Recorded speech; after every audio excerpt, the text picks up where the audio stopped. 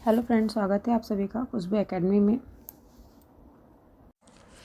तो फ्रेंड्स, जैसा कि आप सभी लोग जानते हैं, जो आपकी क्लासेस चल रही हैं वो चल रही हैं फ्रेंड्स सीडीपी की। ठीक है, सीडीपी फ्रेंड्स यानी कि बाल विकास एवं शिक्षा शास्त्र। ठीक है, तो इसमें फ्रेंड्स मैंने आपको बता दिया था विकास की अवधारणाएं क्या होती हैं, विकास और वृद्धि में क्या डिफरेंस होता है, विकास किसे कहते हैं, वृद्धि किसे कहते हैं।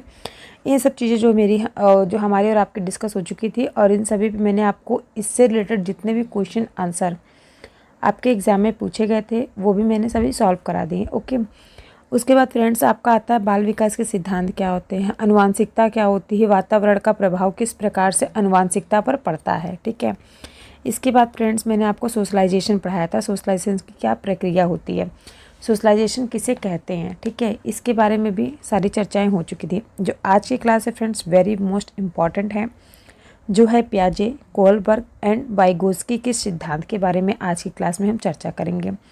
अगर आपने पिछले एग्ज़ाम जैसे जो हो गया है एग्ज़ाम आपका 2024 जो जनवरी में एग्ज़ाम हुआ था, सॉरी फ्रेंड्स जो जुलाई में एग्ज़ाम हुआ था, उसमें अगर आपने एग्ज़ाम दिया होगा या फिर आपका जनवरी में भी एग्ज़ाम हुआ था, तो आप लोगों को एक आइडिया लग गया होगा कि किस प्रकार से एग्ज़ाम में क्वेश्चन आंसर देखने को मिलते हैं।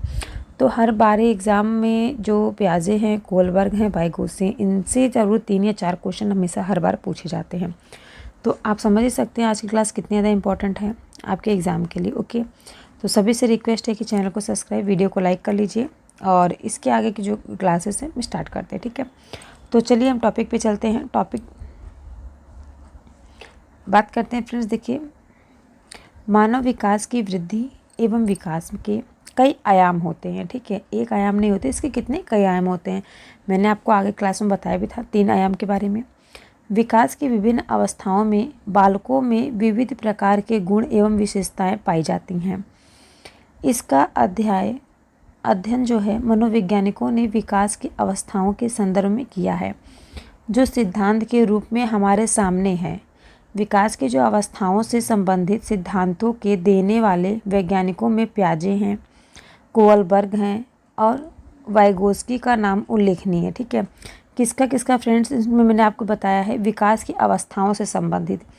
ये जो मनोवैज्ञानिक मैंने आपको बताया ना, जीन पियाजे, कोलबर्ग और वाइगोस्की, ये किस लिए हैं, ये विकास की अवस्थाओं से संबंधित है। ठीक है, किस चीज़ की फ्रेंड्स याद रखिएगा, विकास की अवस्थाओं से संबंधित है वाइगोस्की, जीन पियाजे और कोलबर्ग। ओके, अब देखिए हम सबसे पहले बात करते हैं जीन पियाजे के बारे में। जीन पियाजे का संज्ञानात्मक विकास का सिद्धांत क्या कहता है। तो देखिए, जीन पियाजे जी हैं, ये स्विट्जरलैंड के एक मनोवैज्ञानिक हैं। ओके, कहाँ के रहने वाले हैं, ये स्विट्जरलैंड के रहने वाले वैज्ञानिक हैं।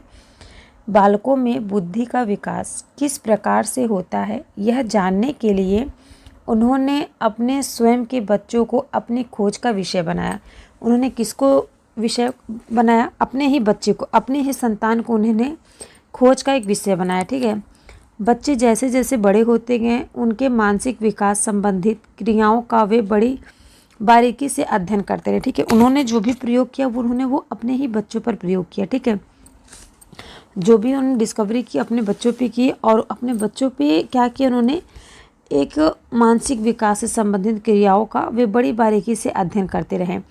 और इस अध्ययन के परिणाम स्वरूप उन्होंने क्या पाया कि जिन विचारों का प्रतिपादन किया उन्हें पियाजे के मानसिक या संज्ञानात्मक विकास के सिद्धांत के नाम से जाना गया। ठीक है, उन्होंने जो भी प्रयोग किया अपने बच्चों के ऊपर, उसे किस नाम से जाना गया, संज्ञानात्मक विकास के सिद्धांत के नाम से जाना गया। ओके, तो ये आप लोगों को याद हो गया, कंफर्म हो गया ना।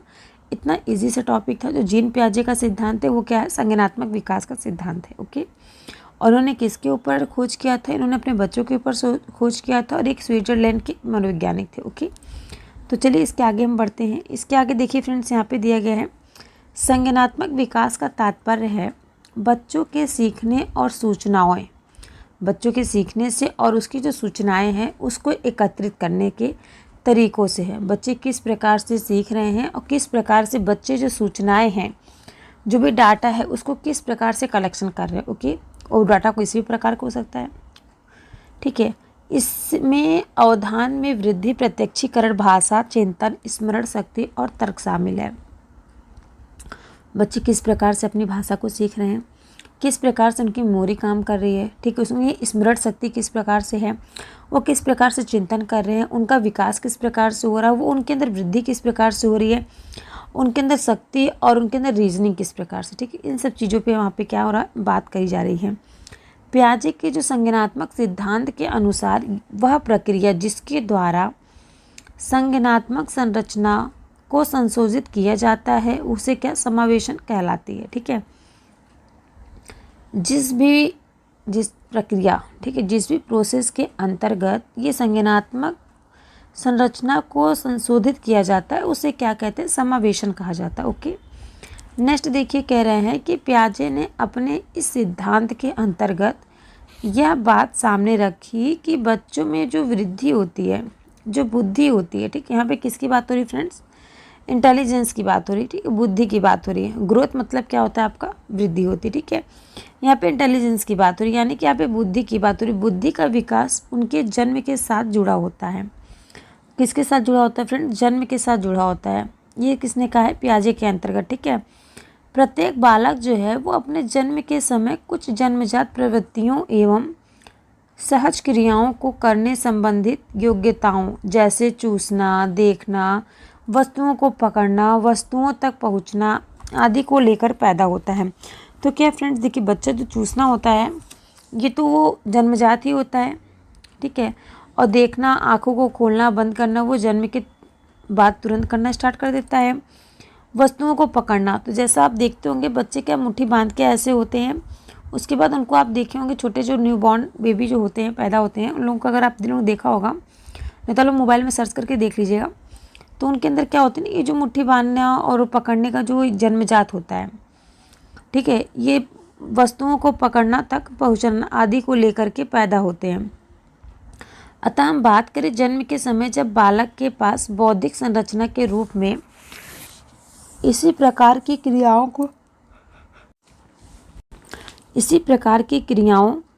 को करने की क्षमता होती है, परंतु जैसे जैसे वह बड़ा होता है उन बौद्धिक क्रियाओं का दायरा बढ़ जाता है और वह बुद्धिमान बनता चला जाता है, ठीक है। बच्चों में दुनिया के बारे में समझ विकसित करने की जो क्षमता पैदा हो जाती है उसे वातावरण के अनुसार स्वयं को ढालना अनुकूलन कहलाता है, ठीक है। जिस प्रकार का उसे इन्वायरमेंट मिलेगा बच्चा क्या होगा, उसी इन्वायरमेंट में उसी प्रकार से ढल जाएगा। जैसा कि फ्रेंड्स आप लोगों ने देखा होगा, जो उनकी मातृभाषा, क्षेत्र भाषा और उनकी जो राज्य की भाषा होती है वो क्या होती है, जो उन अपने आसपास सुनते हैं, जो अपने माँ से सुनते हैं, उनकी जो मदर टंग होती है, ठीक है। ये सब बच्चे क्या होते हैं, अपने वातावरण के अनुसार स्वयं को ढालना अनुकूलन कहलाता है। बच्चों में वातावरण के साथ सामंजस्य स्थापित करने की बेहतर क्षमता होती है, ठीक है। पूर्व ज्ञान के साथ नवीन ज्ञान को जोड़ने की जो प्रक्रिया होती है, जो प्रोसेस होता है, उसे आत्मसतीकरण, एसिमिलेशन कहते हैं।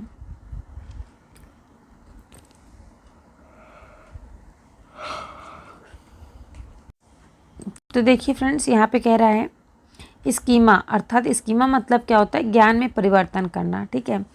ज्ञान में परिवर्तन करना क्या कर देता है, प्रारंभ कर देता है। तो वह जो प्रक्रिया कहलाती है समायोजन यानी कि एडजस्टमेंट कहलाती है, ठीक है। तो देखिए फ्रेंड्स, यहाँ पे मैंने आपको बता दी एडजस्टमेंट क्या होता है, स्कीमा क्या होता है। अब चलिए इसके आगे हम बात करते हैं। इसके आगे देखिए फ्रेंड्स, यहाँ पे दिया गया है इंद्रजनित गामक अवस्था।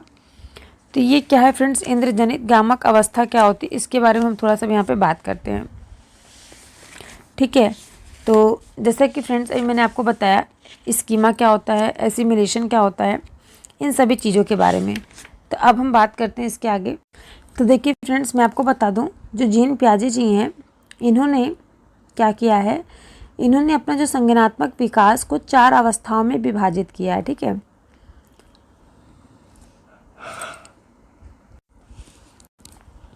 अब चलिए हम बात करते हैं इनकी 4 अवस्थाएं जो हैं वो कौन कौन सी हैं। तो देखिए मैं आपको बता दूं, जो इनकी पहली अवस्था है जिसको हम इंद्रजनित गामक अवस्था कहते हैं, जो जन्म से लेकर 2 वर्ष तक की होती है, ठीक है। नेक्स्ट अवस्था इनकी होती है पूर्व संक्रियात्मक अवस्था, जो कि 2 वर्ष से लेकर के 7 वर्ष तक की होती है, ठीक है। और तीसरी अवस्था जो इनकी होती है उसको बोलते हैं मूढ़ संक्रियात्मक अवस्था, जो अवस्था 7 वर्ष से लेकर के 11 वर्ष तक की होती है। इसके बाद फ्रेंड्स आपके आती है चौथी अवस्था, जिसको हम औपचारिक अवस्था या फिर अमूर्त संक्रियात्मक अवस्था कहते हैं, जो होती है 11 वर्ष से 18 वर्ष तक की साल की अवस्था। ठीक है फ्रेंड्स, अब चलिए हम एक एक करके बात करते हैं। फर्स्ट जो आपका दिया गया है इंद्रजनित गामक अवस्था, इसमें क्या होता है, ये जो होती है अवस्था ये आपके जन्म से लेकर के 2 वर्ष तक की अवस्था होती है। और इस अवस्था के जो बालक होते हैं, जो भी बच्चे होते हैं, वो क्या करते हैं, मानसिक क्रियाएं इंद्रजनित गामक क्रियाओं के रूप में ही संपन्न होती हैं। ओके, नेक्स्ट कह रहा है कि भूख लगने की जो स्थिति होती है उसमें बालक रोकर व्यक्त करता है। क्या आपको पता है जो बच्चा 2 वर्ष से कम है, जन्म से लेकर 2 वर्ष तक, क्या वो बच्चा बता के रो सकता है कि मुझे भूख लगी है? वो अपनी जो भूख है, प्यास है, उसको किस प्रकार से व्यक्त करता है, अपने पेरेंट्स के सामने रो करके। ओके, और इस अवस्था में जो व्यक्ति होता है उसको आँख, कान, नाक से सोचता है। ठीक है, जिस वस्तुओं को वे प्रत्यक्ष देखते हैं उनके लिए वह उसी का अस्तित्व होता है। ठीक है, इसमें क्या होता है, बच्चे को इतनी मतलब समझ नहीं डेवलपमेंट हो पाती है, तो बच्चे क्या करते हैं, बच्चे जो भी चीज़ देखते हैं उसके लिए वो रोना स्टार्ट कर देते हैं। भूख प्यास जो होती है अपनी रो कर व्यक्त करते हैं। ओके, नेक्स्ट है, क्योंकि उस टाइम बच्चे बहुत कम बोलना स्टार्ट कर पाते हैं। कुछ बच्चे होते हैं जो बोलना स्टार्ट कर देते हैं, कुछ बच्चे अच्छे से नहीं बोल पाते। ठीक है, नेक्स्ट है, इस आयु में जो बालक होते हैं उनकी बुद्धि उनके कार्यों द्वारा व्यक्त होती है। बच्चा क्या कार्य कर रहा है वो कैसे व्यक्त होगी, उसके कार्यों द्वारा उनकी जो बुद्धि का विकास होता है वो व्यक्त किया जाता है। नेक्स्ट है, उदाहरण के लिए चादर पर बैठा शिशु चादर पर थोड़ी दूर स्थित खिलौने को प्राप्त करने के लिए चादर को खींचकर खिलौना प्राप्त कर लेता है। तो देखिए यहाँ पे जैसा एग्जाम्पल इन्होंने दिया है जिन प्याजे जिन्हें, ये कह रहे हैं कि जैसे अगर कोई बच्चा है, कोई शिशु है, शिशु यानी कि जो जन्म से लेकर 2 वर्ष तक का जो बच्चा है, वो किसी चादर पर बैठा है और उसी चादर पे क्या है, थोड़ा कुछ दूरी पर उसका खिलौना रखा हुआ है। तो वो अपने खिलौने को पाने के लिए क्या करेगा, चादर को ही अपने तरफ खींचेगा। तो उससे क्या होगा, उसकी जो खिलौने वाली चीज़ है उसको प्राप्त करने के लिए वो चादर को खींचेगा। ठीक है, अब इस तरह का ये जो अवस्था होती है ये अनुकरण, स्मृति और मानसिक निरूपण से संबंधित होती है। ओके, नेक्स्ट दिया गया है पूर्व संक्रियात्मक अवस्था।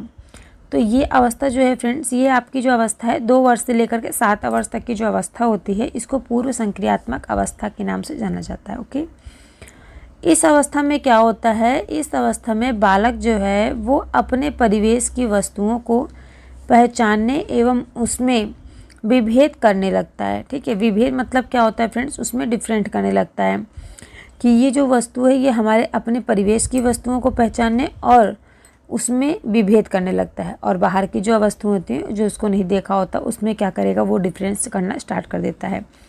नेक्स्ट दिया गया है पॉइंट कि इस दौरान जो होता है बच्चों में उसमें भाषा का विकास भी प्रारंभ हो जाता है। तो फ्रेंड्स, जैसा कि आप लोग देखे होंगे जो 2 वर्ष से लेकर 7 वर्ष तक के बच्चे होते हैं वो अपनी मातृभाषा, अपनी क्षेत्रीय भाषा, अपने जो आसपास की भाषा, आस पड़ोस की भाषा है उसको क्या कर देता है, उस भाषा का विकास बच्चों में प्रारंभ हो जाता है। ठीक है, वो उन्हीं के भांति बोलना, चलना, खाना पीना, रहना शुरू कर देता है। ओके, अब देखिए जो इस अवस्था में जो बालक होते हैं उसमें नई सूचनाओं और नए अनुभवों का संग्रह करता है।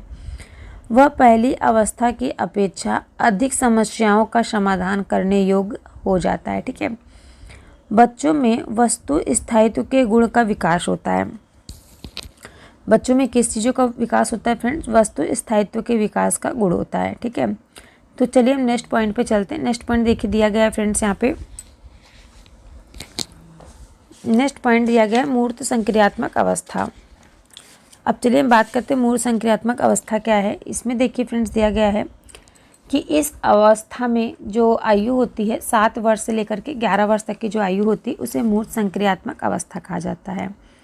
इस अवस्था में जो बालक होता है, बालक में वस्तुओं को पहचानने, उनका विभेदीकरण करने, डिफ्रेंसिएशन मैंने बताया, डिफ्रेंसिएशन करने का वर्गीकरण यानी क्लासिफिकेशन करने की क्षमता जो होती है वो विकसित हो जाती है। ओके, उनका जो चिंतन होता है अब अधिक क्रमबद्ध एवं तर्कसंगत होना प्रारंभ कर देता है, और इस अवस्था में जो बालक होता है वो विश्वास करने लगता है कि तथा लंबाई, भार, अंक आदि प्रत्ययों पर चिंतन करता है। ठीक है, अपनी लंबाई पर, अपनी चौड़ाई पर, अपने भार पर वो क्या करता है, चिंतन करना स्टार्ट कर देता है। ठीक है, और इस अवस्था में जो बालक होता है वो विश्वास करने लगता है दूसरे पर। ओके, नेक्स्ट दिया गया है भाषा का पूर्ण विकास। बालक किसी पूर्व और उसके अंश के संबंध में तर्क कर सकता है। ठीक है, बालक जो है वो अपने पूर्व के और अपने अंश के बीच में क्या करेगा, तर्क करना शुरू कर देता है। और बालक जो है वो अपने पर्यावरण के साथ अनुकूलन यानी कि अपने पर्यावरण के साथ एडाप्टेशन करने के लिए अनेक नियमों को सीख लेता है। ओके, अब चलिए हम नेक्स्ट चलते हैं। नेक्स्ट देखिए फ्रेंड्स, दिया गया है औपचारिक यानी कि अमूर्त संक्रियात्मक अवस्था। तो ये अवस्था जो होती है फ्रेंड्स 11 वर्ष से लेकर के आगे की अवस्था होती है, जिसे हम मूर्त संक्रियात्मक अवस्था यानी कि अमूर्त संक्रियात्मक अवस्था और औपचारिक कह सकते हैं। ठीक है, यह जो अवस्था होती है 11 वर्ष से लेकर के प्रौढ़ावस्था तक की अवस्था होती है। अब आप लोग कमेंट करके हमें बताइएगा, जो प्रौढ़ावस्था होती है ये अवस्था जो है किस आयु तक के व्यक्ति को कहा जाता है। ठीक है, इस अवस्था में क्या होता है, भाषा संबंधित योग्यता तथा संप्रेषणशीलता जिसे कम्युनिकेशन क्या बोलते हैं फ्रेंड्स, कम्युनिकेशन का विकास अपनी ऊंचाई को छूने लगता है। ठीक है, और इस अवस्था में जो व्यक्ति होते हैं वो अनेक संक्रियात्मक को संगठित कर उच्च स्तर के संक्रियात्मक का निर्माण कर सकता है और विभिन्न प्रकार की समस्याओं के समाधान के लिए अमूर्त नियमों का निर्माण कर सकता है। ओके, बालक में अच्छी तरह से सोचने, समस्या समाधान करने एवं निर्णय लेने की जो क्षमता होती है उसका विकास हो जाता है। ठीक है, यहाँ तक तो फ्रेंड्स मैंने जो आपको बता दिया वो बता दें जीन पियाजे जी की जो 4 अवस्थाएं कौन कौन सी हैं। ठीक है, इंद्रिय जनित कामक अवस्था जन्म से 2 वर्ष तक, पूर्व संक्रियात्मक अवस्था 2 वर्ष से 7 वर्ष तक, मूर्त संक्रियात्मक अवस्था 7 वर्ष से 11 वर्ष तक, औपचारिक यानी कि अमूर्त संक्रियात्मक अवस्था 11 वर्ष से आगे तक। ओके, यहाँ तक कंप्लीट हो गया। अब इसके बाद फ्रेंड्स हम बात करेंगे जीन पियाजे के संज्ञानात्मक विकास के सिद्धांत का शैक्षिक महत्व क्या होता है। तो चलिए नेक्स्ट पॉइंट पे चलते हैं। नेक्स्ट पॉइंट देखिए फ्रेंड्स, यहाँ पे दिया गया है जीन पियाजे के संज्ञानात्मक विकास के सिद्धांत का शैक्षिक महत्व क्या होता है। फर्स्ट पॉइंट दिया गया है कि पियाजे के अनुसार संज्ञानात्मक या मानसिक विकास निरंतर चलने वाली प्रक्रिया है। बालक जो होता है वो बालकों का मानसिक विकास धीरे धीरे एक सोपान क्रम के तहत होता रहता है। बालकों का जो मानसिक विकास है वो किस प्रकार से होता है, वो धीरे धीरे एक सोपान क्रम के तहत होता है। ठीक है, अध्यापक को पहले बालकों के मानसिक विकास की अवस्था का निर्धारण करना चाहिए। ओके, ना कि उनकी मानसिक विकास की जो अवस्था होती है उसका निर्धारण करना चाहिए, तब उसे शिक्षित करने हेतु योजना बनानी चाहिए। ओके, नेक्स्ट देखिए फ्रेंड्स, दिया गया है कि तार्किक चिंतन के विकास में बाल्यावस्था महत्वपूर्ण कड़ी मानी जाती है। तार्किक चिंतन के विकास के लिए कौन सी अवस्था महत्वपूर्ण मानी जाती है, ऐसे भी आपके एग्जाम में क्वेश्चन दे दिया जाता है। तो जो तार्किक चिंतन के विकास में है वो बाल्यावस्था महत्वपूर्ण कड़ी मानी जाती है। अतः हम बात करें, शिक्षकों को बच्चों में तार्किक क्षमता बढ़ाने का प्रयास करना चाहिए। ओके, नेक्स्ट कह रहा है कि वर्ग में समान रुचि के विद्यार्थियों को छोटे छोटे समूहों में विभाजित कर उनमें विचार विनिमय एक्सचेंज ऑफ थॉट्स के माध्यम से तार्किक स्वयं सुधारने का पर्याप्त अवसर देना चाहिए। ठीक है, बच्चों को किस प्रकार का अवसर देना चाहिए ताकि बच्चे जो हैं वो अपनी गलती करने एवं उसमें स्वयं सुधार करने का अवसर प्राप्त कर सके। ठीक है, जिसको हम एक्सचेंज ऑफ थॉट्स कहते हैं, विचार विनिमय। ओके, नेक्स्ट कह रहा है कि शिक्षकों को प्रयोगात्मक शिक्षा एवं व्यवहारिक शिक्षा, कौन कौन सी शिक्षा फ्रेंड्स, प्रयोगात्मक शिक्षा और व्यवहारिक शिक्षा पर बल देना चाहिए। ठीक है, इससे क्या होगा, जो प्रयोगों के माध्यम से बालकों में नवीन विचार का संचार होता है। नवीन दृष्टिकोण मौलिक अन्वेषण के दृष्टिकोण से महत्वपूर्ण होता है। ठीक है, नेक्स्ट पॉइंट दिया गया है कि शिक्षकों को वाद विवाद प्रतियोगिता का आयोजन करते रहना चाहिए। टीचर्स को क्या चाहिए कि क्लास में हमेशा कुछ न कुछ चीज़ों का प्रतियोगिता करवानी चाहिए। बच्चों के बीच प्रतियोगिता कराने से क्या होती है, बच्चों के अंदर हर्ष उल्लास बना रहता है। नेक्स्ट फ्रेंड्स दिया गया है कि यह जो है प्रतियोगिता नवीन सोच एवं नवीन विचारों को जन्म देती है। ठीक है, जब अगर क्लास में हमेशा वाद विवाद प्रतियोगिता का आयोजन होता रहेगा तो इससे क्या होगा, यह जो है प्रतियोगिता नवीन सोच एवं नवीन विचारों को क्या करेगी, जन्म देगी। ओके, तो यहाँ पे तो फ्रेंड्स आपको शैक्षिक महत्व मैंने बता दिया। जीन पियाजे का जो संज्ञानात्मक शैक्षिक विकास है किस प्रकार से, उसका क्या महत्व है। अब इसके बाद हम बात करेंगे जीन पियाजे के अन्य सिद्धांत के बारे में और इन्होंने कौन कौन से सिद्धांत दिए थे। आज की क्लास में हम पूरा जीन पियाजे आपको कंप्लीट करा देंगे, ठीक है। अब देखिए फ्रेंड्स, यहाँ पे जीन पियाजे के बारे में बात हो रही है कि जीन पियाजे के अन्य सिद्धांत कौन कौन से हैं। तो जीन पियाजे द्वारा दिए गए कुछ अन्य सिद्धांत हैं। जैसे पहला उन्होंने दिया था निर्माण और खोज का सिद्धांत, दूसरा इन्होंने दिया था कार्य एवं क्रिया का अर्जन, ठीक है। तीसरा सिद्धांत इन्होंने दिया था जीन पियाजे का नैतिक विकास का सिद्धांत, ठीक है। ये 3 उन्होंने सिद्धांत दिए थे, 4 अवस्थाएं दी थी, ठीक है। देखिए फ्रेंड्स, एकदम छोटा सा टॉपिक है। जीन पियाजे जी जो हैं वो जो है स्विट्जरलैंड के मनोवैज्ञानिक हैं। इन्होंने 4 अवस्थाएं दी हैं, चारों अवस्थाएं मैंने आपको बता दी। और देखिए इनका जो सिद्धांत, इन्होंने 3 सिद्धांत दिए हैं। पहला सिद्धांत था निर्माण और खोज का सिद्धांत, दूसरा इन्होंने दिया है कार्य क्रिया का अर्जन, और तीसरा सिद्धांत इन्होंने दिया जीन पियाजे का नैतिक विकास का सिद्धांत। अब हम एक एक करके सिद्धांत के बारे में चर्चा करते हैं। कौन से सिद्धांत में इन्होंने क्या क्या बातें अर्जित की हैं, क्या क्या बातें इन्होंने लिखा है, क्या क्या बातें इन्होंने कही है। तो फर्स्ट देखिए जो फ्रेंड्स है निर्माण और खोज का सिद्धांत। इसमें ये कह रहे हैं कि प्रत्येक बालक जो है वो अपने अनुभव को अर्थपूर्ण बनाने के लिए क्रियाशील होता है। वह यह जानने के लिए प्रयत्नशील होता है कि उसके विचार संबंध पूर्वक मेल खाते हैं या नहीं, ठीक है। उसके विचार जो है वो एक दूसरे से मेल खाते हैं या नहीं, ठीक है। बच्चे उन व्यवहारों और विचारों की समय समय पर खोज और निर्माण करते हैं जिन व्यवहारों और विचारों का उन्होंने कभी पहले प्रत्यक्ष नहीं किया होता है, ठीक है। पियाजे जी जो हैं, पियाजे का विचार है कि ज्ञानात्मक विकास केवल नकल न होकर खोज पर आधारित होता है, ठीक है। पियाजे जी क्या कहते हैं, जो बच्चों का ज्ञानात्मक विकास होता है वो केवल नकल पर न होकर के खोज पर आधारित होता है, ठीक है। बच्चे जितना खुद से खोजबीन के माध्यम से सीखेंगे उतना ही क्या होगा, उनको वो चीज़ें कभी जल्दी भूलेंगी नहीं और वो उनको अच्छे से स्मरण हो जाएंगी, ठीक है। नवीनता या खोज को उद्दीपक अनुक्रिया सामान्यीकरण के आधार पर नहीं समझाया जा सकता है। उदाहरण के लिए यह जो है वो 4 साल का एक बालक है, यदि भिन्न भिन्न आकार के प्याले को प्रथम बार क्रमानुसार लगा देता है तो यह क्या कहलाती है, यह उसकी बौद्धिक वृद्धि की खोज और निर्माण से संबंधित है, ठीक है फ्रेंड्स। इन्होंने देखिए क्या बताया है कि इन्होंने कहा है खुद से निर्माण करें, बच्चे खुद से निर्माण करें, खुद से खोजबीन के माध्यम से बच्चे सीखेंगे और जो इनकी बौद्धिक क्षमता है वो क्या होगी, स्ट्रॉन्ग होगी, ठीक है। तो अब चलिए फ्रेंड्स, यहाँ पे मैंने बता दिया आपको निर्माण और खोज का सिद्धांत। अब नेक्स्ट पॉइंट दिया गया है इसमें कार्य क्रिया का अर्जन।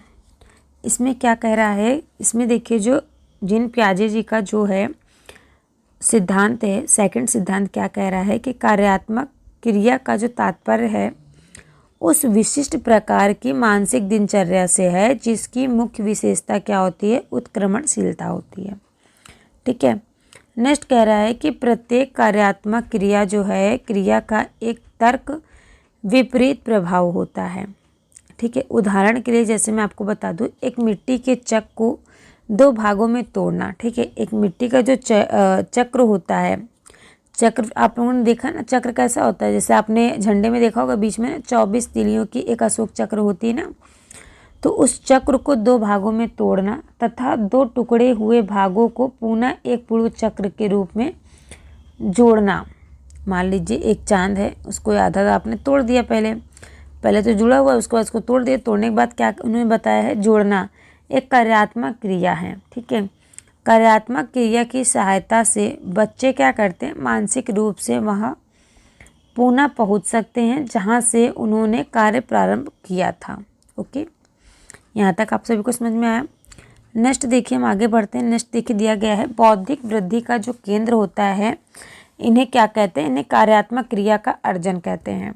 ओके, नेक्स्ट दिया गया है फ्रेंड्स कि पियाजे का जो विचार है जब तक बालक किशोरावस्था तक नहीं पहुंच पाता है तब तक वो क्या करता है, भिन्न भिन्न विकास अवस्थाओं में भिन्न भिन्न वर्गों की कार्यात्मक क्रिया का अर्जन भी करता रहता है। नेक्स्ट कह रहा है कि एक विकास जो है वो अवस्था से दूसरी में पदार्पण प्रारंभ के लिए दो तथ्यों आवश्यक हैं। दो तथ्य कौन कौन से आवश्यक हैं फ्रेंड्स? पहला सात्मीकरण है, दूसरा है संतुलन स्थापित करना। ओके, ये दो प्रकार के क्या हैं इसमें, ये दो प्रकार के जो हैं, एक विकास अवस्था से दूसरी में पदार्पण करना, प्रारंभ करना। ठीक है, एक विकास से दूसरे में प्रारंभ करना है। नेक्स्ट कह रहा है कि सात्मीकरण का अर्थ होता है बालक में जो उपस्थित एक विचार में किसी नए विचार या फिर वस्तु का समावेशन हो जाना। ठीक है, जितना बच्चों को ज्ञान है उसी ज्ञान में नए ज्ञान को जोड़ना जो होता है उसे हम सात्मीकरण कहते हैं। और पियाजे के अनुसार सात्मीकरण जो है वो बालक के प्रत्यक्षात्मक गत्यात्मक समन्वय से संबंधित है। व्यवस्थापन या संतुलन का अर्थ होता है नई वस्तु या विचार के साथ समायोजन करना। ठीक है, या अपने विचारों और क्रियाओं को नए विचारों और वस्तुओं में फिट करना। ओके, क्या यहाँ पे बताया गया है? देखिए, व्यवस्थापन मतलब उन्होंने बताया व्यवस्थापन या संतुलन का अर्थ होता है जो नई वस्तु है या फिर नया विचार जो है, नई वस्तु या विचार के साथ समायोजन करना या अपने विचारों और क्रियाओं को नए विचारों और वस्तुओं में क्या करना, एडजस्टमेंट करना। ओके, फिट करना। ठीक है फ्रेंड्स, ये तो हो गया आपका कार्य क्रिया का अर्जन। समझ में आया सभी को? इसके पहले जो मैंने आपको क्या बताया था, निर्माण और खोज का सिद्धांत। तो पहला सिद्धांत मैंने आपको बता दिया, सेकंड सिद्धांत बता दिया। दोनों सिद्धांत आई होप आप सभी को अच्छे समझ में आया होगा। अभी इसके बाद मैं आपको क्वेश्चन आंसर भी कराऊंगी जब चैप्टर कंप्लीट हो जाएगा आपको। ओके, तो देखिए फ्रेंड्स, यहाँ पे दिया गया है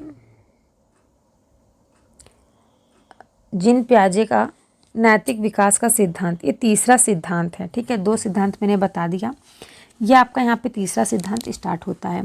तो देखिए यहाँ पे क्या कह रहे हैं जीन पियाजे जी, इन्होंने कहा है पियाजे ने कि जो नैतिक विकास का सिद्धांत होता है, जीन पियाजे प्रिंसिपल्स ऑफ मॉरल डेवलपमेंट, ठीक है, इन्होंने दिया है। इनके अनुसार इन्होंने कहा है कि नैतिक जो है वो निर्णय के विकास में एक निश्चित क्रम एवं तार्किक क्रम में होता है। ठीक है, पियाजे के अनुसार नैतिक अवस्था जो होती है वो दो प्रकार की होती है। पहली जो होती है वो कौन सी होती है, प्रायत्त नैतिकता, जिसको बोलते हैं स्टेज ऑफ हेटेरोनोमस मोरलिटी। ओके, तो देखिए फ्रेंड्स, इस अवस्था में क्या होती है, ये जो अवस्था होती है ना, ये 2 वर्ष से लेकर के 8 वर्ष तक की जो अवस्था होती है उस अवस्था को कहा गया है। ठीक है, इसमें क्या होता है, इसमें इस अवस्था में पियाजे के अनुरूप इस अवस्था का जो उद्भव होता है वो बालकों में असमान अंतःक्रिया से होती है। और इस काल में जो बच्चे होते हैं, बच्चों में नैतिक नियम निरपेक्ष अपरिवर्तनशील तथा दृढ़ प्रवृत्ति के होते हैं। ओके, यहाँ तक सभी को समझ में आया? इसमें क्या कहा गया है, जो जीन पियाजे जी हैं उन्होंने कहा है कि इस अवस्था में का जो उद्भव होता है वो बालकों में असमान होता है, अंतःक्रिया से होता है। और इस काल में जो बच्चे होते हैं उनमें नैतिक नियम निरपेक्ष अपरिवर्तनशील तथा दृढ़ प्रवृत्ति के होता है। ओके, नेक्स्ट देखिए, इसके आगे हम बढ़ते हैं। ये देखिए यहाँ पे दिया गया है सेकंड जो है, ये जो मैंने आपको बताया ना, जीन पियाजे के नैतिक विकास का सिद्धांत। ओके, इस तीसरे पॉइंट में आपका जो है सेकंड पॉइंट ये है स्वायत्ता का सब नैतिकता। ठीक है, स्वायत्ता, यहाँ पे परायत्ता कहा गया है और यहाँ पे क्या कहा गया है, स्वायत्ता का सिद्धांत। स्वायत्ता नैतिकता क्या होती है, ऑटोनोमस मोरलिटी। इस अवस्था फ्रेंड्स जो होती है, इस अवस्था का जो बालक होता है वो 9 वर्ष से लेकर के 11 वर्ष तक की अवस्था होती है। कितने अवस्था तक फ्रेंड्स, 9 वर्ष से 11 वर्ष तक की अवस्था। और इस काल में जो नैतिकता होती है वो बच्चों के समकक्ष अर्थात मित्रों के बीच के संबंधों से विकसित होती है। जैसा कि आपने मित्रों के संबंधों के द्वारा न्याय का एक ऐसा दर्शन उभरता है जिससे क्या होता है, दूसरों के अधिकारों के संदर्भ में चिंता जो है वो पारस्परिक का भाव दिखाता है। बच्चों में सोचने की प्रवृत्ति होती है। नियम एवं कानून लागू करने द्वारा निर्मित किए गए हैं। ठीक है, तो फ्रेंड्स यहाँ तक जो है आपका इसमें क्या क्या बताया गया है, इसमें बताया गया है फ्रेंड्स ये जो 9 वर्ष से 11 वर्ष तक की जो अवस्था होती है ना, इस काल में जो नैतिकता होती है वो बच्चों के समकक्ष अर्थात मित्रों के बीच संबंधों को क्या करता है, विकसित करता है। ठीक है, और अपने मित्रों के जो संबंध होते हैं, उनके मित्रों के जो संबंध होते हैं उनके द्वारा न्याय का एक ऐसा दर्शन उभरता है जिससे दूसरों के अधिकारों के संदर्भों में चिंता एवं पारस्परिकता का भाव दिखाई देता है। अब बच्चे क्या करते हैं, बच्चों में सोचने की जो प्रवृत्ति होती है वो नियम और कानून लागू करने द्वारा निर्मित किए गए होते हैं। ओके, तो आई होप फ्रेंड्स आज की क्लास आप सभी कैसी लगी कमेंट करके ज़रूर बताइएगा, और सभी से रिक्वेस्ट है कि चैनल को सब्सक्राइब, वीडियो को लाइक ज़रूर कीजिएगा। ठीक है, और जो फ्रेंड्स देखिए आपकी कल की क्लास होगी उसमें मैं आपको लॉरेंस कोहलबर्ग का नैतिक विकास की अवस्थाओं के बारे में बताऊंगी। इसकी क्या अवस्थाएं है, इसकी क्या क्या सिद्धांत है, कितने प्रकार के होते हैं, किस प्रकार से इसमें क्या क्या गुण हैं, क्या क्या दोष हैं, और उन्होंने क्या क्या चीज़ें बताई हैं। ठीक है, इन सभी चीज़ों के बारे में कल की क्लास में हम चर्चा करेंगे। आज के लिए बस इतना ही, मिलते हैं नेक्स्ट क्लास में। और सभी से रिक्वेस्ट है कि जितना भी आप लोगों को मैंने बताया है आप लोग क्वेश्चन पेपर एक बार सॉल्व कीजिएगा अपने आप से, और मैं कल की क्लास में जो है आपको क्वेश्चन पेपर इसका सॉल्व करा दूंगी जिन प्याजे से रिलेटेड जितने भी क्वेश्चन आंसर आपके एग्जाम में पूछे गए हैं। ठीक है, और अगर आपको कुछ भी नहीं आ रहा है, कोई भी चीज़ आपको प्रॉब्लम है तो आप कमेंट करके हमसे पूछ सकते हैं। मैं हमेशा आपसे कहती हूँ कहीं से भी कुछ भी प्रॉब्लम है, हिंदी पेडागोजी से लेके CDPC। Okay,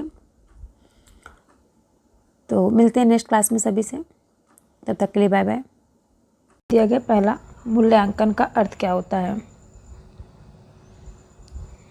okay friends, next दिया गया है मूल्यांकन का अर्थ। तो देखिए मूल्यांकन का अर्थ जो होता है, मूल्यांकन वह प्रक्रिया है जिसके द्वारा अधिगम की उपलब्धि का पता लगाया जाता है, अर्थात विद्यार्थियों ने प्राप्त ज्ञान को किस सीमा तक समझा है, उनकी बुद्धि का स्तर क्या है, उनकी अभिरुचि क्या है आदि का पता लगाया जाता है। बालक की शिक्षा में मूल्यांकन और मापन दोनों महत्वपूर्ण हैं। मूल्यांकन मापन पर निर्भर करता है। ठीक है, मूल्यांकन क्या करता है, मापन पर निर्भर करता है। तो देखिए फ्रेंड्स मैं आपको बता दूं, मूल्यांकन जो होता है जिसको इवैल्यूएशन कहते हैं। ठीक है, मूल्यांकन को इंग्लिश में इवैल्यूएशन कहते हैं। पठन पाठन जो प्रक्रिया होती है इसका एक अभिन्न हिस्सा होता है जिसको हम क्या कहते हैं, मूल्यांकन कहते हैं। यह एक क्या है, सतत चलने वाली प्रक्रिया होती है। मूल्यांकन जो है यह एक सतत चलने वाली प्रक्रिया है, और इसका जो उद्देश्य है वह सीखने वाले की भाषा की संरचना और एकरूपता की समझ का आकलन, साथ ही इसे विभिन्न संदर्भों में उपयोग करने की क्षमता और सौंदर्य परक पहलू को परख सकने की क्षमता के लिए भी आकलन के रूप में देखा जा सकता है। ठीक है, जिस प्रकार मैं आपको बता दूं, इससे हमें यह सीखने वाले की वास्तविक स्थिति का पता चलता है और उसकी स्थिति या स्तर को बेहतर बनाने के लिए समय पर उचित निर्णय लेने के लिए आवश्यक पहल करने के भी संकेत मिलते हैं। ठीक है, क्या क्या करने को मिलता है हमें, इससे एक वास्तविक स्थिति का पता चलता है और किसी की लेवल का, ठीक है, किसी की लेवल को बेहतर करने के लिए, बेहतर बनाने के लिए किस समय क्या निर्णय लेना है इसकी भी आवश्यकता का पहल हमें किससे पता चलता है, मूल्यांकन से। मूल्यांकन देखिए फ्रेंड्स क्या है ना, सीखने वाले का जो मूल्यांकन होता है वो भाषिक ज्ञान और संप्रेषण कौशल दोनों के स्तरों पर होना चाहिए। क्योंकि क्या होता है, जो सीखने वालों का मूल्यांकन होता है वो स्वयं उनके संदर्भों में और उसके साथियों के साथ रखना किया जाना चाहिए, जिसके लिए कई प्रकार के परीक्षण किए जा सकते हैं, चाहे वो खुले हों या बंद प्रश्न हो, बहुवैकल्पिक प्रश्न हो या सामूहिक कार्य और प्रोजेक्ट आदि के आधार पर विद्यार्थियों की प्रगति के लिए मूल्यांकन के नए नए तरीके का शुरुआत भी किया गया है।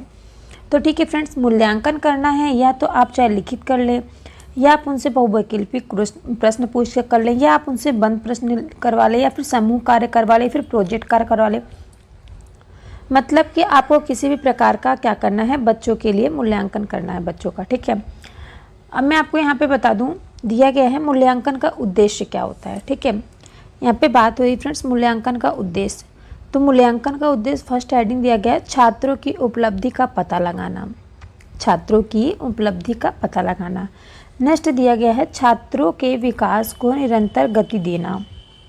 थर्ड कह रहा है कि छात्रों के योग्यता, कुशलताओं, रुचियों आदि का पता लगाना। एंड फोर्थ कह रहा है छात्रों का वर्गीकरण करना। तो देखिए फ्रेंड्स, विद्यार्थियों के जो भाषाई कौशल की प्रगति का आकलन करना, उनकी जो भाषा की कौशल है उसमें कितनी प्रगति हुई है उसका आकलन करना क्या कहलाता है? मूल्यांकन कहलाता है। नेक्स्ट दूसरा पॉइंट मैं आपको बता दूं, विद्यार्थियों का जो सतत मूल्यांकन करके भाषा शिक्षण में आने वाली कठिनाइयों को दूर करना। ठीक है, बच्चों के जो मूल्यांकन में किस प्रकार की कठिनाई आ रही है उसको दूर करना। विद्यार्थियों की रचनात्मकता और सृजनात्मकता का विकास करना। ठीक है, बच्चों के क्रिएटिविटी का और उनके अंदर जो कार्य करने की क्षमता है रचना का, उसका विकास करना। छात्रों की योग्यताओं, कुशलताओं, रुचियों आदि का पता लगाना और उनके अनुसार उनको शिक्षण विधियों को अपनाना। ठीक है, जो बच्चों को अध्ययन कराया जा रहा है, अध्ययन और अध्यापन को प्रभावशाली बनाना ताकि छात्रों को सीखने हेतु जो उपचारात्मक व्यवस्था प्रदान करना है वो उचित हो सके। नेक्स्ट कह रहा है मूल्यांकन जो है वो प्रक्रिया द्वारा अध्यापक विद्यार्थी के भाषाई कौशल में दक्ष होने या न होने का आकलन करता है। ठीक है, इसके बाद चलिए नेक्स्ट देखते हैं क्या कह रहा है। नेक्स्ट देखिए, कह रहा है छात्रों की कठिनाइयों, विफलताओं और सफलताओं का पता लगाना। नेक्स्ट कह रहा है छात्रों के सीखने हेतु उपचारात्मक व्यवस्था प्रदान करना। नेक्स्ट कह रहा है शिक्षकों की कुशलता एवं सफलता का पता लगाना। अध्ययन और अध्यापन को प्रभावशाली बनाना। अब देखिए फ्रेंड्स, यहाँ पे इन्होंने कितनी सारी बातें कह रही हैं। ठीक है, अब इसके बाद देखिए यहाँ पे जो आता है सतत एवं व्यापक मूल्यांकन क्या है। तो देखिए मूल्यांकन जो है, मैं आपको बता दूं, देखिए मूल्यांकन जो है, मूल्यांकन एक ऐसी प्रक्रिया है जिसके दौरान क्या होता है, शिक्षण अधिगम प्रक्रिया के दौरान छात्र द्वारा ग्रहण किया गया जो ज्ञान का पता चलता है कि बच्चों ने कितना ज्ञान का अर्जन किया है, कितना ज्ञान उनको अर्जित हुआ, कितना उन्होंने ज्ञान मिला उनको। अध्यापक जो है वो मूल्यांकन प्रक्रिया से स्वयं द्वारा विद्यार्थियों के लिए निर्धारित किए गए लक्ष्यों के प्राप्त होने या न होने को भी जांच सकता है कि जितना मैंने बच्चों को बताया है उससे बच्चों को लक्ष्य जो है वो प्राप्त हो सकता है या नहीं। ये किसके द्वारा निश्चित किया जा सकता है? उसके मूल्यांकन के द्वारा। नेक्स्ट कह रहा है मूल्यांकन प्रक्रिया द्वारा शिक्षक विद्यार्थियों को पढ़ाने के लिए अपनाई गई शिक्षण विधियों का मूल्यांकन कर सकता है। नेक्स्ट कह रहा है जो मूल्यांकन होता है, मूल्यांकन प्रक्रिया द्वारा अध्यापक विद्यार्थियों की बुद्धि लब्धि का मूल्यांकन कर सकता है। नेक्स्ट कह रहा है सतत मूल्यांकन से विद्यार्थी की प्रगति की सीमा और स्तर के निर्धारण में नियमित सहायता मिलती है। नेक्स्ट कह रहा है कि सतत मूल्यांकन से विद्यार्थियों की कमजोरियों का निदान किया जा सकता है और इसकी सहायता से शिक्षक जो है वो प्रत्येक विद्यार्थियों की विशिष्टताओं, कमजोरियों और उसकी आवश्यकताओं का पता लगा सकता है। ठीक है, तो आप सभी को भाषा शिक्षण में मूल्यांकन की क्या आवश्यकता होती है, क्या महत्वता होती है, क्या उद्देश्य होता है, आई होप आपको ये समझ में आ गया होगा। ठीक है, अब अगर मैं मानती हूँ अगर आपको इससे एग्ज़ाम में क्वेश्चन आंसर मिल जाएगा तो शायद आप कर लें। ठीक है, तो चलिए इसके बाद हम बात करते हैं सतत एवं व्यापक मूल्यांकन क्या होता है। तो यहाँ पे कह रहे हैं कि जो मूल्यांकन है, मूल्यांकन अध्यापन एवं अधिगम प्रक्रिया का एक अभिन्न अंग है। शिक्षण अधिगम प्रक्रिया का अंतिम सोपान जो है वो मूल्यांकन ही है। सीबीएसई ने अध्ययन और अध्यापन के मूल्यांकन हेतु सतत एवं व्यापक मूल्यांकन की अनुशंसा की है। इस मूल्यांकन के दो भाव होते हैं, पहला कौन सा होता है, सतत होता है, दूसरा कौन सा होता है, व्यापक होता है। ठीक है, जैसा कि मैंने आपको बताया भी कि क्या है, यह एक सतत चलने वाली प्रक्रिया है। ठीक है, नेक्स्ट देखिए यहाँ कह रहा है इस मूल्यांकन के दो भाव हैं, पहला सतत और दूसरा क्या, व्यापक।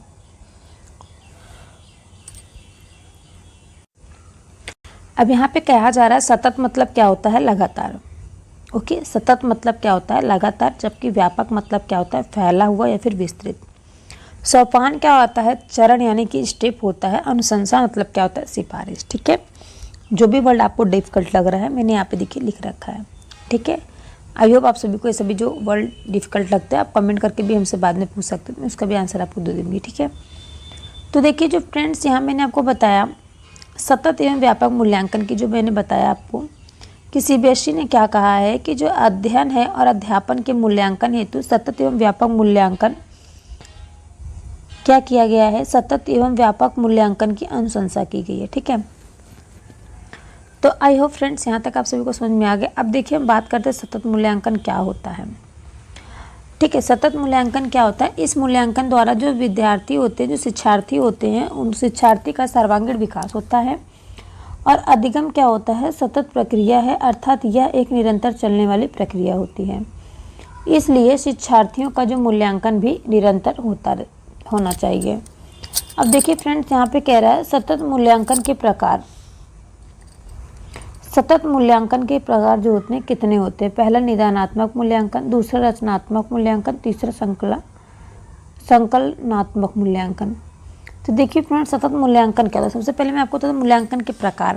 तो देखिए परीक्षण का अर्थ क्या होता है, ज्ञान, क्षमता व प्रदर्शन का किसी भी विधि से मापन करना, ठीक है। किसी भी विधि से जो मापन किया जाता है उसको क्या कहेंगे, मूल्यांकन कहते हैं। भाषा शिक्षण के मामले में जांच को कक्षा के ही विस्तार के रूप में देखा जाना चाहिए। जो सीखने वाले व सिखाने वाले, ठीक है, जो सीखने वाले हैं और जो सिखाने वाले, जो टीचर्स हैं, स्टूडेंट हैं, दोनों के लिए जो उपयोगी होता है, सूचनाएं प्रदान करने में सहायक हो और जिनकी उपयोग पढ़ाने के तरीके और सामग्री को विकसित करने हेतु किए जा सके। तो इसको क्या कहते हैं फ्रेंड्स, इसको हम कहेंगे परीक्षण मूल्यांकन के प्रकार, ओके, सतत मूल्यांकन के प्रकार। अब यहाँ देखिए फ्रेंड्स दिया गया है सतत मूल्यांकन का उद्देश्य यह जानना है कि बच्चे कैसे सीखते हैं। सतत मूल्यांकन में सबसे अधिक भाषा प्रयोग की क्षमता है। नेक्स्ट कह रहा है सतत का अर्थ होता है निर्धारण की नियमितता, इकाई, यूनिट, परीक्षण आवृत्ति, अधिगम के अंतराल का निदान, संस्थाओं समस्याओं का पता लगाना, सुधारात्मक उपायों का उपयोग, पुनः परीक्षण और स्वयं मूल्यांकन, ठीक है। ये किसका अर्थ बता रहा है फ्रेंड, सतत का अर्थ बता रहा है। सतत और व्यापक मूल्यांकन क्या होता है, ठीक है। तो देखिए इसका उद्देश्य होता है बच्चों द्वारा भाषा सीखने की प्रक्रिया को जानना और समझना। क्या कहलाता है आपका,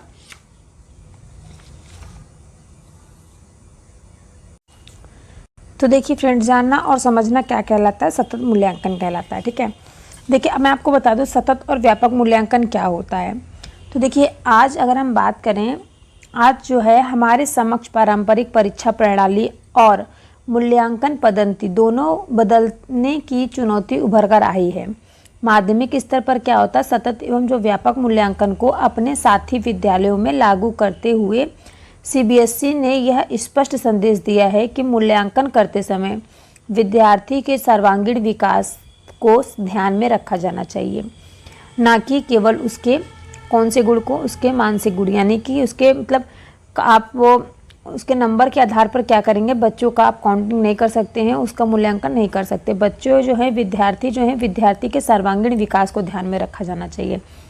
अधिगम क्या, अधिगम एक सतत प्रक्रिया है, इसलिए मूल्यांकन भी क्या होगी, सतत होनी चाहिए। मूल्यांकन जो है फ्रेंड्स, मूल्यांकन अध्यापन एवं अधिगम की प्रक्रिया का एक समान अभिन्न अंग है। अगर हम बात करें सतत एवं जो व्यापक मूल्यांकन में मूल रूप से विद्यार्थी के ज्ञान की परीक्षा के स्थान पर उसके अधिगम की प्रक्रिया को मूल्यांकन के लिए चुना गया है। अब देखिए फ्रेंड्स अगर हम बात करें सतत और व्यापक मूल्यांकन यानी continuous and compressive evolution, CCE का अर्थ होता है छात्रों के विद्यालय आधारित मूल्यांकन की प्रणाली से है, जिसमें क्या होता है, जिसमें छात्रों के विकास के सभी पक्ष शामिल होते हैं। यहाँ हम बात कर सकते हैं, यहाँ जो है एक बच्चे की विकास प्रक्रिया है जिसमें दोहरे उद्देश्य पर बल दिया जाता है। ये उद्देश्य एक और मूल्यांकन में निरंतरता और व्यापक रूप से सीखने के मूल्यांकन पर तथा दूसरी ओर व्यवहार के परिणामों पर आधारित है। यहाँ निरंतरता का अर्थ इस पर बल देना है कि छात्रों की वृद्धि और विकास के अभिज्ञात पक्षों का मूल्यांकन एक बार के कार्यक्रमों के बजाय एक निरंतर प्रक्रिया है, जिसे क्या कहते हैं, जिसे संपूर्ण अध्यापन अधिगम प्रक्रिया में निर्मित किया गया है।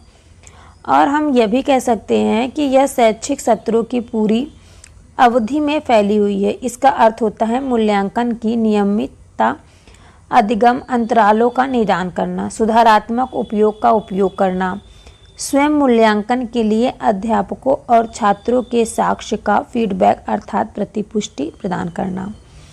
ठीक है, अगर हम दूसरा पद अगर हम बात करें व्यापक, ये तो मैंने आपको सतत बता दिया। अब हम बात करेंगे अगर व्यापक की। व्यापक क्या होता है? तो व्यापक का अर्थ होता है शैक्षिक और साशैक्षिक पक्षों को शामिल करते हुए छात्रों की वृद्धि और विकास को परखने की योजना। जैसे कि ये जो क्षमताएं होती हैं, मनोवृत्तियां और सोच अपने आप को लिखित शब्दों के अलावा अन्य रूपों में प्रकट करती है। इसलिए यह पद जो है अनेक साधनों और तकनीकों के अनुप्रयोग को संदर्भ करता है। परीक्षणकारी और गैर परीक्षणकारी दोनों हो सकते हैं। यह सीखने के क्षेत्रों में छात्रों के विकास के मूल्यांकन पर लक्षित है, जैसे ज्ञान, समझ, व्याख्या, अनुप्रयोग, विश्लेषण, मूल्यांकन एवं सृजनात्मकता। ठीक है, तो देखिए फ्रेंड्स, जैसा मैंने आपको यहाँ बताया है कि सतत और यहाँ एक मिनट सॉरी फ्रेंड्स, देखिए यहाँ पे मैंने बताया ना सतत एवं मूल्यांकन के प्रकार कितने होते हैं। ठीक है, इसके पहले मैंने आपको क्या बताया, सतत मूल्यांकन बताया। सॉरी फ्रेंड्स, इसके पहले देखिए यहाँ पे सतत एवं व्यापक मूल्यांकन मैंने आपको बताया। ठीक, अब यहाँ में हम लोग आ गए हैं जांच एवं परीक्षण पे। तो देखिए सतत एवं व्यापक मूल्यांकन जो होता है, इसमें सामाजिक उपयोगिता, वांछनीयता या एक कार्यक्रम की प्रभावशीलता का निर्धारण करना और छात्र सीखने की प्रक्रिया तथा सिखाने के परिवेश के बारे में उपयुक्त निर्णय लेना। ठीक है, ये आपका क्या कहलाता है, सतत एवं व्यापक मूल्यांकन यहाँ पे आपका खत्म होता है। ठीक है, अब देखिए यहाँ पे बात हो रही है, आप कह रहे हैं यहाँ पे कहा जा रहा है, यहाँ पे क्या फ्रेंड्स यहाँ पे बात हो रही है निदानात्मक मूल्यांकन की। तो जिन शिक्षार्थियों ने अधिगम की प्रगति आशानुरूप नहीं होता है, ऐसे शिक्षार्थियों में अधिगम संबंधी समस्याओं का विश्लेषण करने के लिए मूल्यांकन का प्रयोग किया जाता है तथा इसके उपरांत उन्हें उपचारात्मक शिक्षण प्रदान किया जाता है। जैसे कि अब यहाँ बात हो रही निदानात्मक परीक्षण व परीक्षण होता है जिसके द्वारा छात्रों की समस्या का चयन किया जाता है। इस परीक्षण का जो माध्यम होता है वो बहुविकल्पीय प्रश्न होता है।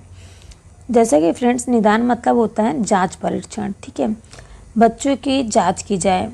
ठीक है, इसको क्या बोलते हैं, निदानात्मक परीक्षण। इसके द्वारा छात्रों की जो समस्याएं होती हैं, समस्याओं का निदान यानी कि उनकी समस्याओं का जांच किया जाता है, इसलिए इसे निदानात्मक परीक्षण कहते हैं।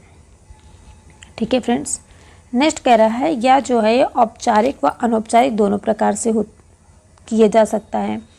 एक शिक्षक द्वारा कारण जानना ही निदान कहलाता है। नेक्स्ट है रचनात्मकता मूल्यांकन। कौन सा फ्रेंड्स यहाँ पे आपको बताने जा रही हूँ, रचनात्मक मूल्यांकन।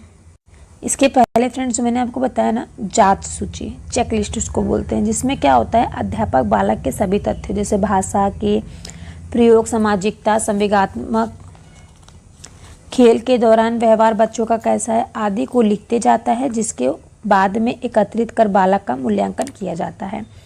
इस विधि से बालक का उचित मूल्यांकन होता है। ठीक है, अब देखिए यहाँ पे दिया है रचनात्मक मूल्यांकन। रचनात्मक मूल्यांकन क्या होता है इसके बारे में मैं आपको बताती हूँ। ठीक है, जैसे कि देखिए फ्रेंड्स रचनात्मक मूल्यांकन जो होता है इसको कहते हैं फॉर्मेटिव इवोल्यूशन। ठीक है, क्या कहते हैं, फॉर्मेटिव इवोल्यूशन। इसका जो फीडबैक होता है वह उपलब्ध कराता है जो विद्यार्थियों को शिक्षा प्राप्ति की त्रुटियों को समझने और उन्हें दूर करने में सहायता देता है।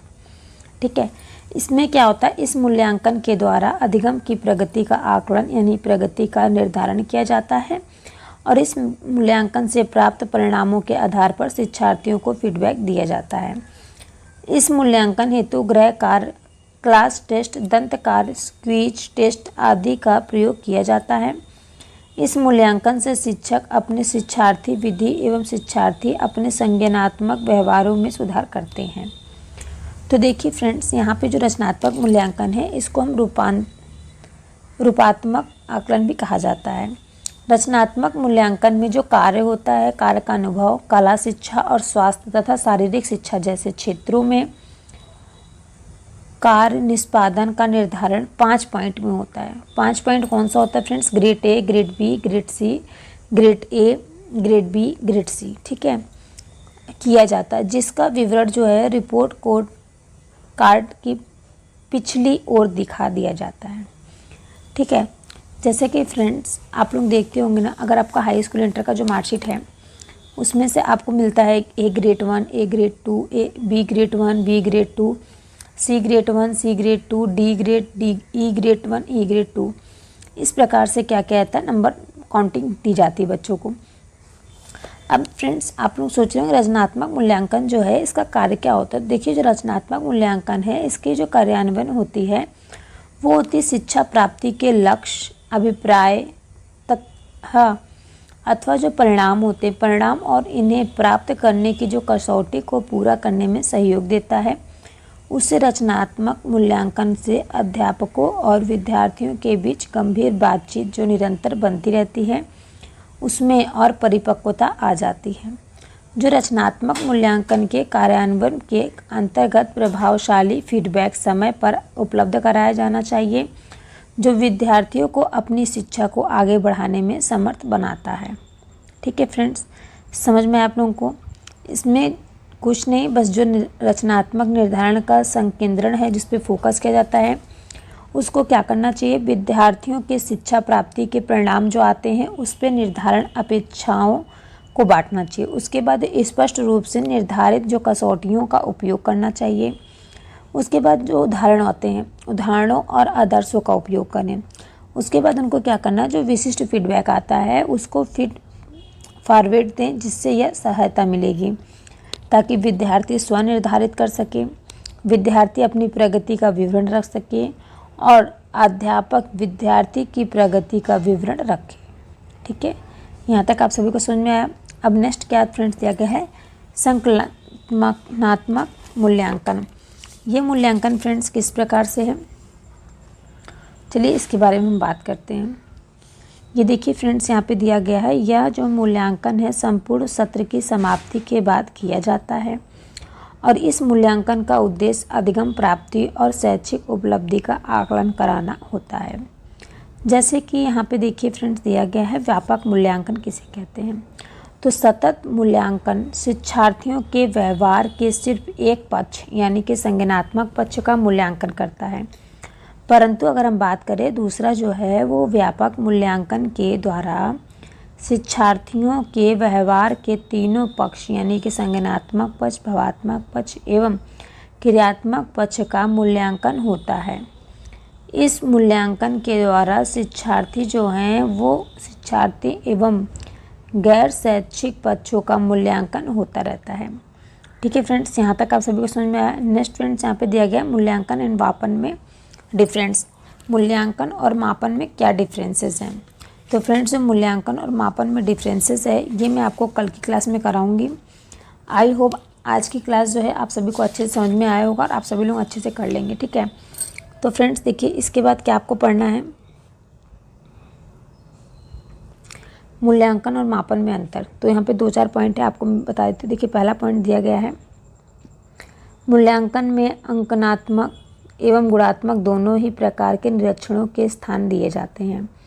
नेक्स्ट जो मापन कह रहा है कि मापन में क्या होता है फ्रेंड्स, मापन में केवल अंकनात्मक निरीक्षण को ही स्थान दिया जाता है। नेक्स्ट कह रहा है मूल्यांकन जो है वो एक निरंतर चलने वाली प्रक्रिया है, जबकि मापन क्या है किसी भी समय किया जा सकता है। मूल्यांकन में क्या होता है, वस्तु का क्या मूल्य है उत्तर दिया जाता है, जबकि मापन में वस्तु कितनी है, ठीक है, उसकी क्वांटिटी बताई जाती है। मूल्यांकन में क्वालिटी और मापन में क्वांटिटी। नेक्स्ट है, खुशबू ने हिंदी में 95 अंक लेकर कक्षा में प्रथम स्थान प्राप्त किया।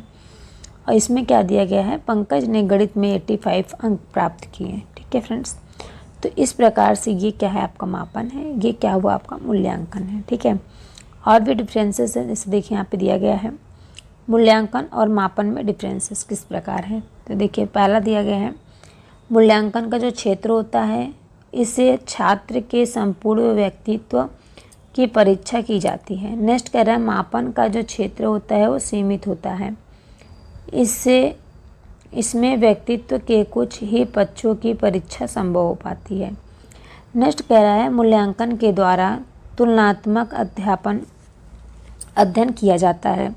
मूल्यांकन के द्वारा क्या कहता है, तुलनात्मक अध्ययन किया जाता है। नेक्स्ट कह रहा है, जो मापन है, मापन के द्वारा तुलनात्मक अध्यापन संभव ही नहीं है।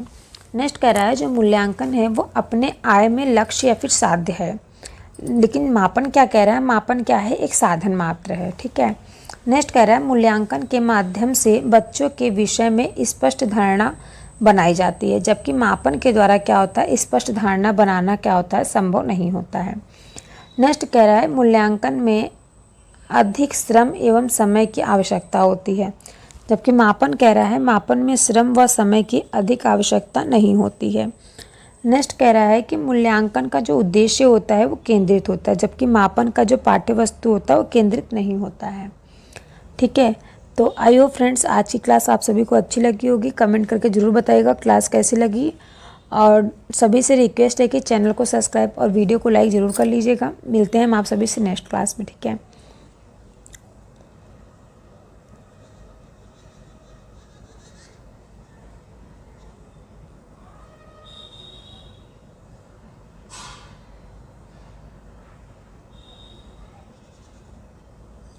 कल की क्लास में देखिए फ्रेंड्स, मैं आपको क्या बताऊंगी, सतत एवं व्यापक मूल्यांकन का क्या महत्व होता है। ठीक है, तो कल की क्लास में देख लीजिए, इतना ये वेरी मोस्ट इम्पॉर्टेंट टॉपिक है ये, इससे पक्का है आपके एग्ज़ाम में 4 या 5 मार्क्स से अधिक क्वेश्चन आंसर देखने को मिलेंगे ही। ठीक है, तो यहाँ पे आपका देखिए पोर्टफोलियो है, पोर्टफोलियो से भी क्वेश्चन आपका पूछा गया था 2000, अभी जो आपका हुआ था 7 जुलाई को एग्ज़ाम, उसमें पोर्टफोलियो से रिलेटेड क्वेश्चन आंसर पूछे गए थे। ठीक है, तो चलिए मिलते हैं नेक्स्ट क्लास में आप सभी से।